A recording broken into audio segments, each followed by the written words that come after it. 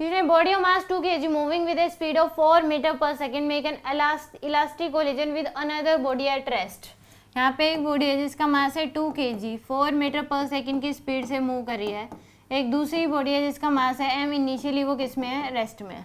ये इससे टकराई, इलास्टिक कोलिजन है, E की वैल्यू क्या है, 1 है। अब फाइनली क्या हो गया यहाँ पे, आफ्टर कोलिजन जो ये 2 kg की बॉडी है ये क्या कर रही है, उसी डायरेक्शन में 1/4 ऑफ इनिशियल वेलोसिटी, इसका 1/4 यानी कि 1 मीटर पर सेकेंड से मूव कर रही है। तो दूसरी बॉडी है जो उसकी स्पीड क्या मान लो v की स्पीड होगी। The speed of the center of mass is x/10, then the value of x। तो पहले इसकी स्पीड निकालनी पड़ेगी कितनी होगी। तो यहाँ पे अगर देखें तो p initial equal to p final लगा सकते हैं।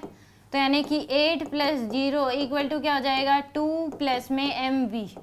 तो यहाँ से mv की वैल्यू कितनी आ गई आपके पास, 6 के बराबर। एक इक्वेशन तो ये बन गई। एक हमें पता है कोफिशिएंट ऑफ रेस्टिट्यूशन का फॉर्मूला क्या होता है, E equal to velocity of separation by में वेलोसिटी ऑफ अप्रोच।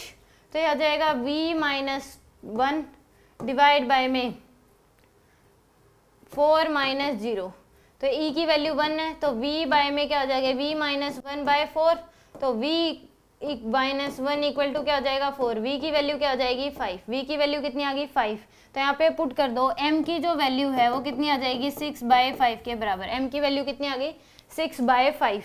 यानी कि अब ये सिचुएशन होगी कि एक बॉडी है जिसका मास है 2 kg, ये वेलोसिटी 1 मीटर पर सेकेंड से मूव कर रही है। दूसरी जो बॉडी है उसका मास है 6/5 kg और ये मूव करिए कितने से, 5 मीटर पर सेकेंड स्पीड से। तो वेलोसिटी ऑफ सेंटर ऑफ मास निकालनी है तो कितनी हो जाएगी आपके पास, m1 v1 plus m2 v2 divide by में m1 प्लस m2। ये आ जाएगी m1 की वैल्यू कितनी है, 2 इंटू में प्लस ये आ जाएगी आपके पास 6/5 इंटू 5 डिवाइड बाय में टोटल मास 6/5 प्लस 2। तो 5 से 5 कैंसिल, आ जाएगा 8 डिवाइड बाय में, यहाँ पे एलसीएम अगर लेंगे तो ये 5 एलसीएम ले लो, ये आ जाएगा 6 + 10 यानी कि 8 डिवाइड बाय में 16/5। तो 40 बाय में क्या आ जाएगा, 16। तो यानी कि आ जाएगा आपके पास 10 डिवाइड बाय 4। कितना आ गया, 10 डिवाइड बाय में 4 के बराबर। तो यहाँ पे कंपेयर करेंगे तो ये 10/4 इक्वल टू कर दो x/10 के। तो यानी कि 10/4 इक्वल टू क्या हो जाएगा, x/10।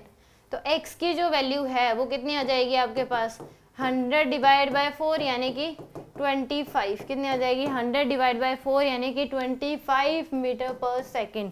ये होगी velocity of centre of mass.